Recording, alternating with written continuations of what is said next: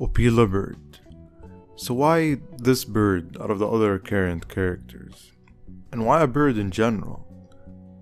Well, when we were coming up with ideas for the characters, Opila bird was one of the first designs we came up with.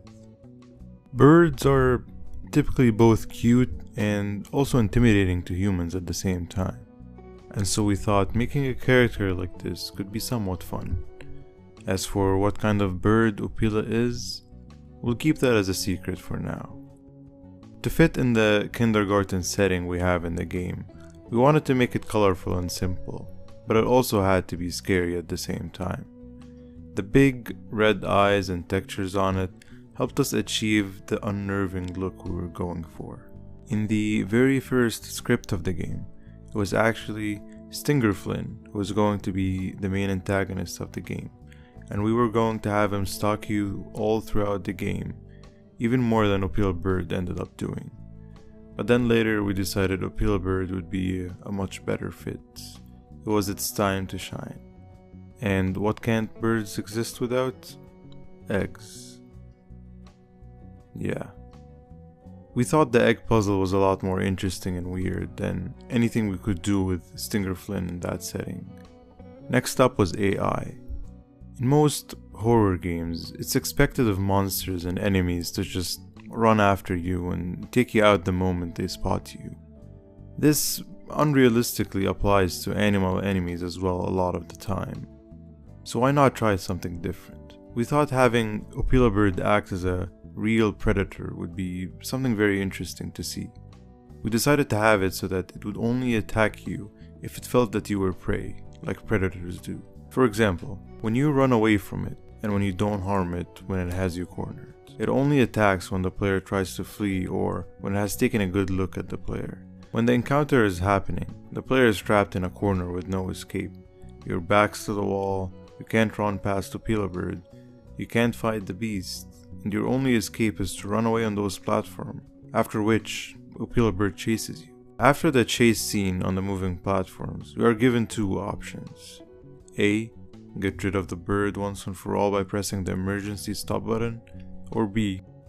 Run into an invisible wall while trying to escape and die a gruesome death.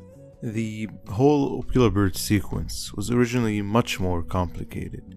It involved having to run around the bird like twice and pressing a bunch of buttons.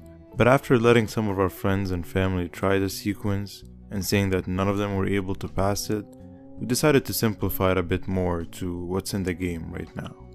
As for the jump scare, we didn't want to do something that would take the player out of the experience. No cinematic jump scare or crazy camera movements. The whole thing happens live in the game. In the end, we're pretty happy with how Opila Bird turned out. It'll always have a special place in our hearts. As always, wishlist Garten of Banban 2 if you're interested in seeing more of the series. Thanks for watching, and let me know what you thought of Opila Bird in the comments. Hello everyone, we are Ferris and Gappo, the developers of an indie game you may have seen around lately, Garten of Banban. There have been YouTubers and streamers playing it, clones on the Play Store, animations, and bird memes.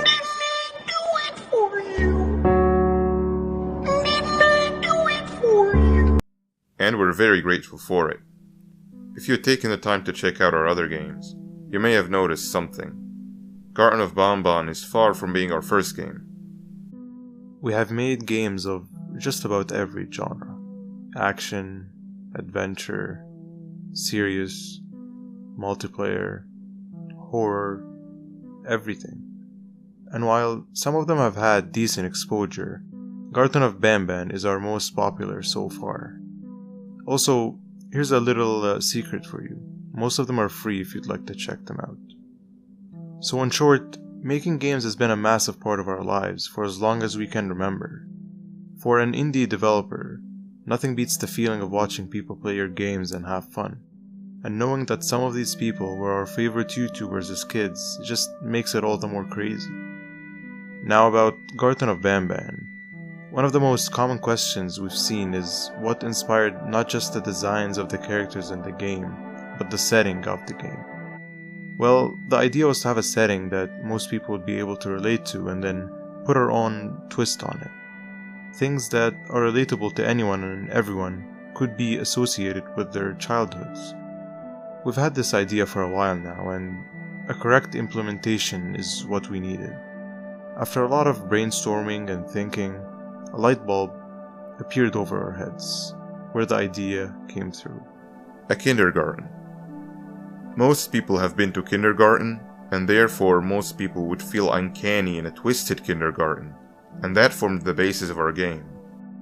After deciding what kind of vibe we wanted for the game, which was a mix of unsettling and liminal, we decided to move on to the design of the character. And right off the bat, we knew two things about the monsters we wanted to design. One, that they needed to be very fitting in a kindergarten setting, and two, that they needed to look creepy as 3D monsters. We decided to go with a style that mimicked those murals and drawings you can expect to see drawn all over the walls of a kindergarten.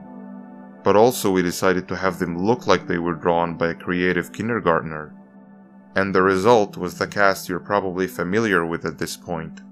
6 cute monsters, all smiling and laughing, with each looking vastly different from the other. And that was how the Bon Bon Gang was born. After finalizing the setting and characters, the next thing to tackle was gameplay. A unique mechanic was needed to make the game stand out.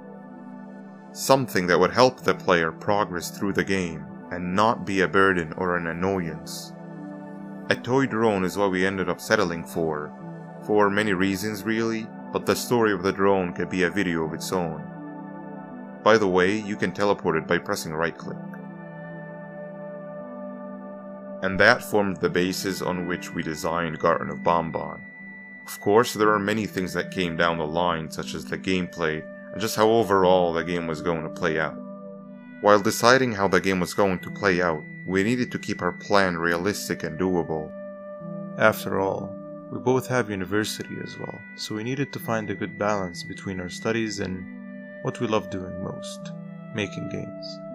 But we pulled through and managed to finish the game, which we are very proud of. We are currently working on the second Garten of Banban, and it will be bigger, better, and scarier than the first game. The second game is available for wishlisting on Steam. Go wishlist it now, or Opala Bird will stare at you from your window for the rest of your life. And that's mostly how Garten of Banban was born.